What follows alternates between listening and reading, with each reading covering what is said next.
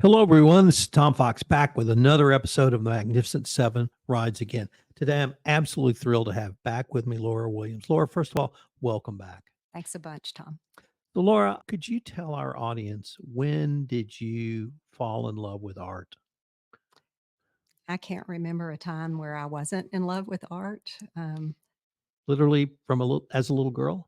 Yeah, some form of art. I remember as a young child, I grew up in Katy, Texas, Right. and we lived in town when I was a little girl. And I remember when my dad would mow the yard, I would make little floor plans out of mown grass clippings and, literally a floor plan on the grass.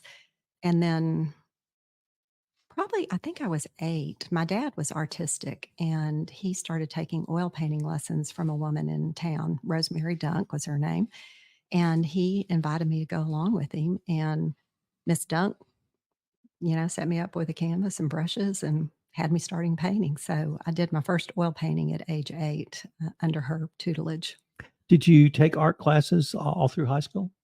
No, I didn't. Funny story there. I forget what our track was called back then, maybe honors courses.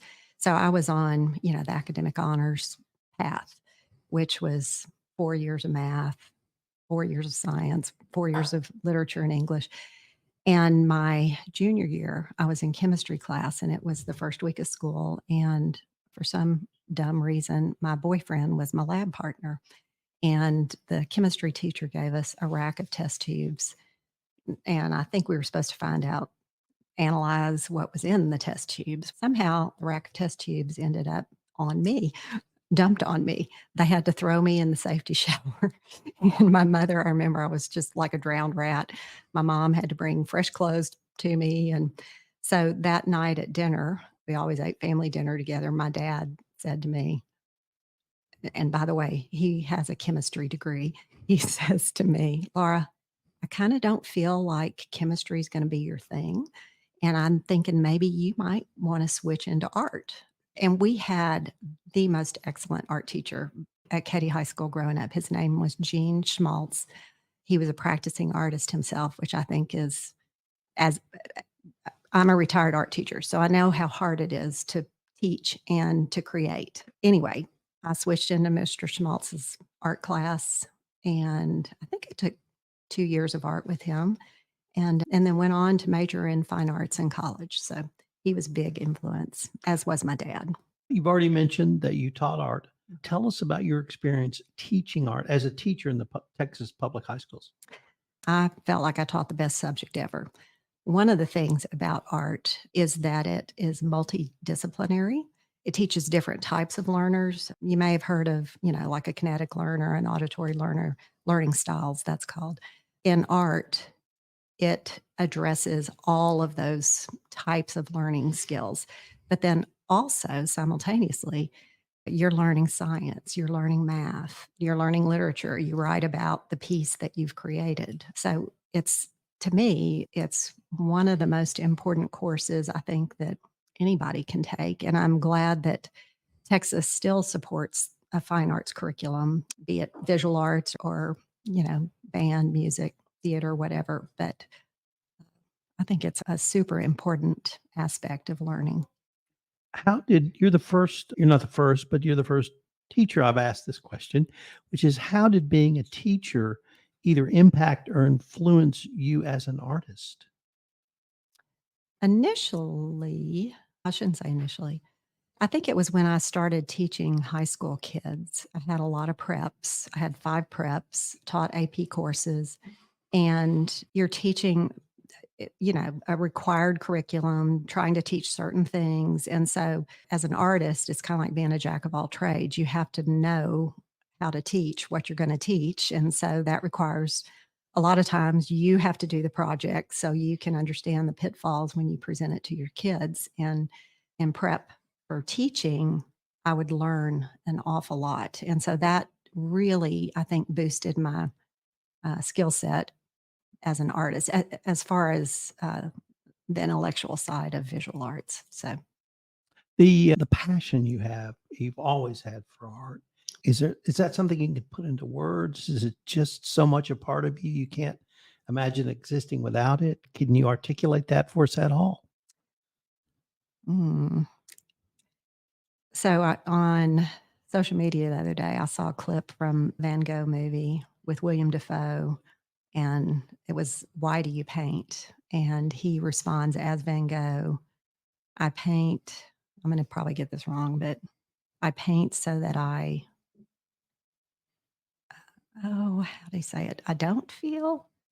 And then the person asking the question said, "So it's like a meditative state." And he said, "Yes."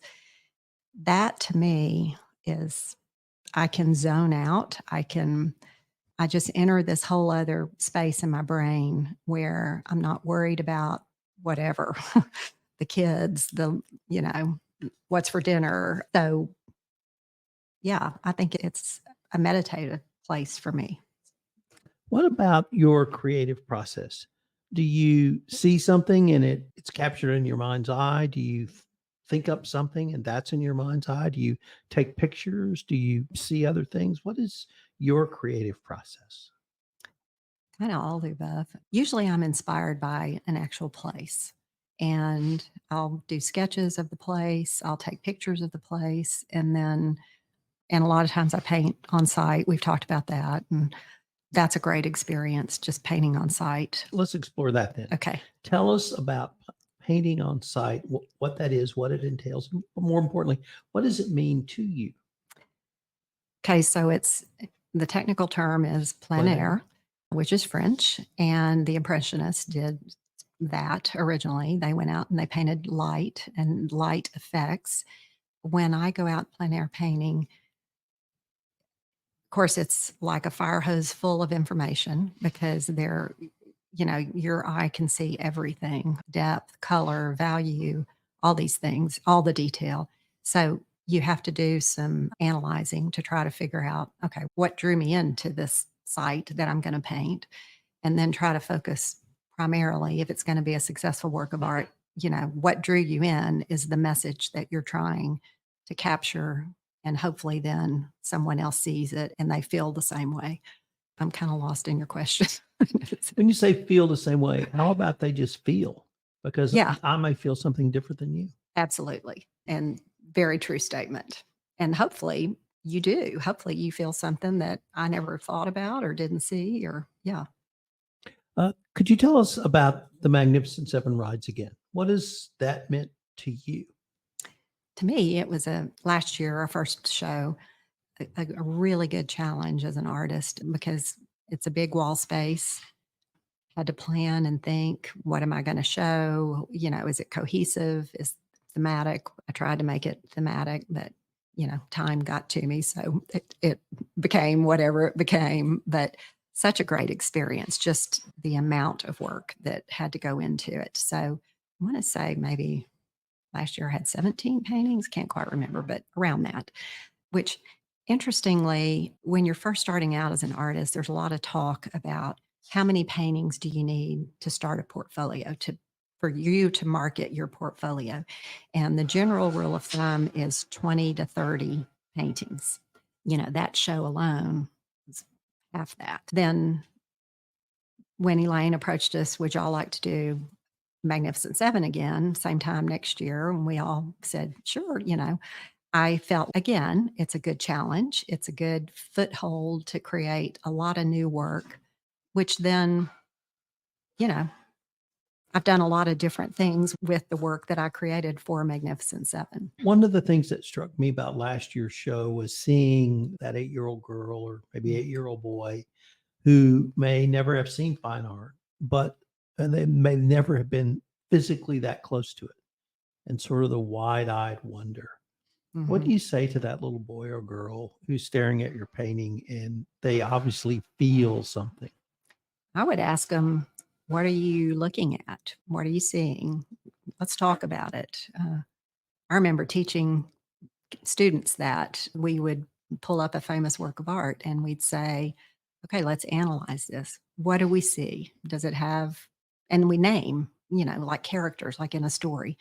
What's the character? Who are the characters? And what's going on? Does it have a narrative? And then into, let's talk about color. And when you're teaching art, color theory is a big thing. Is there a particular color scheme, monochromatic, whatever, triad? Is there something you hope to get out of this year's show?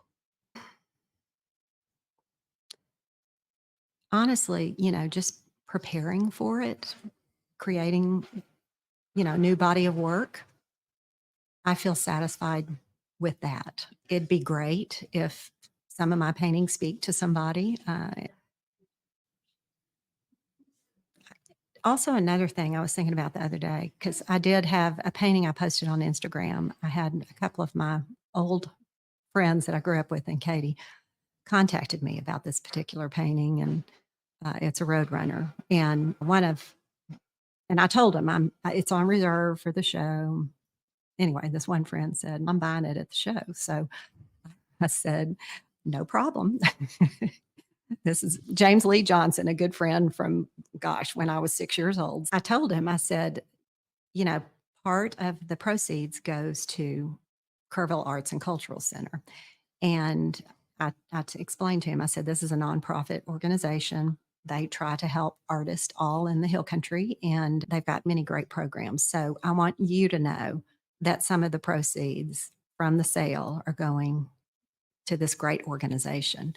So I started thinking on that. I think I feel good that part of the proceeds goes to KACC, and then they it's pass it on, pay it forward. So that really leads to the next question I wanted to ask, which is the local Kerrville art scene. And I don't mean the Museum of Western Art scene. I mean people like you, people like the Magnificent Seven. What does having the KACC mean? What does it mean to have a group of women to support each other? What does it mean to have a podcast about what you're doing? And it's all wrapped up in the local scene. Could you talk to us a little bit about that? Sure. It means the world to me. And I feel like all of my artist friends, the Magnificent Seven, artists beyond that circle of friends, even, and your support with the podcast, getting the word out there. I could sit and paint and collect my own body of work, that stacks up around the studio. KACC and you have provided like a venue and an avenue into look at these emerging artists, I'll call us, and you've helped us to have a platform. KACC with physical space, and then you and Andrew with getting the word out on the airwaves and social media. And I'm most appreciative and thankful for both of y'all and KACC, and then supremely thankful for my artist friends. It's so important because you do work somewhat in isolation in your studio. You can get all inside your own head and not, um, not always a great place to be, all inside your own head. So having your other artist friends, like we'll go out and plein air paint together, or we'll have lunch together and talk about what's going on. It really is it's kind of like having mini pep rallies every time you gather together. You can do it.